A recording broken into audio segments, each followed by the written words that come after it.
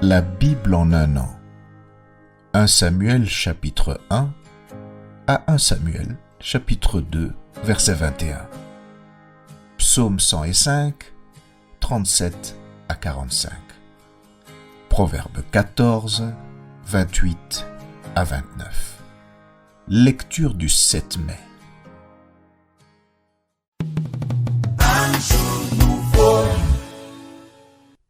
Jean chapitre 5, versets 1 à 23. Après cela, il y eut une fête des Juifs et Jésus monta à Jérusalem.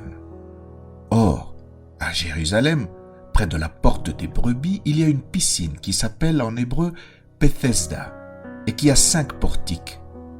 Sous ces portiques étaient couchés en grand nombre des malades, des aveugles, des boiteux, des paralytiques qui attendaient le mouvement de l'eau. Car un ange descendait de temps en temps dans la piscine et agitait l'eau, et celui qui y descendait le premier après que l'eau avait été agitée était guéri, quelle que fût sa maladie. Là se trouvait un homme malade depuis 38 ans. Jésus, l'ayant vu coucher et sachant qu'il était malade depuis longtemps, lui dit « Veux-tu être guéri ?»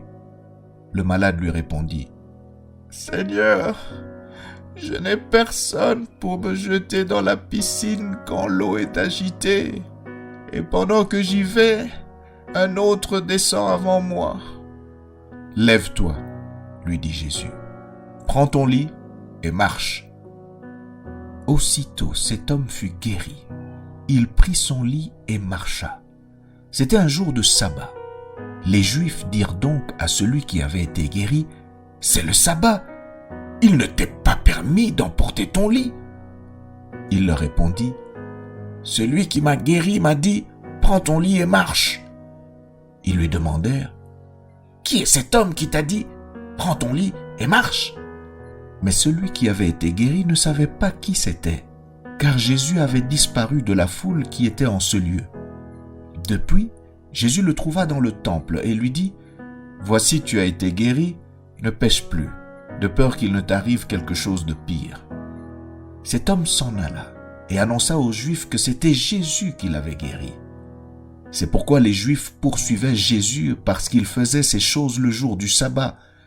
Mais Jésus leur répondit, « Mon Père agit jusqu'à présent, moi aussi j'agis. » À cause de cela, les Juifs cherchaient encore plus à le faire mourir, non seulement parce qu'il violait le sabbat, mais parce qu'il appelait Dieu son propre Père, se faisant lui-même égal à Dieu.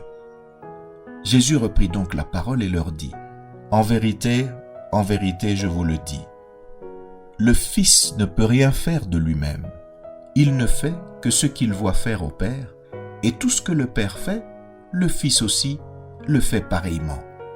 Car le Père aime le Fils et lui montre tout ce qu'il fait, et il lui montrera des œuvres plus grandes que celles-ci, afin que vous soyez dans l'étonnement. Car comme le Père ressuscite les morts et donne la vie, ainsi le Fils donne la vie à qui il veut. Le Père ne juge personne, mais il a remis tout jugement au Fils, afin que tous honorent le Fils comme ils honorent le Père. Celui qui n'honore pas le Fils n'honore pas le Père qui l'a envoyé.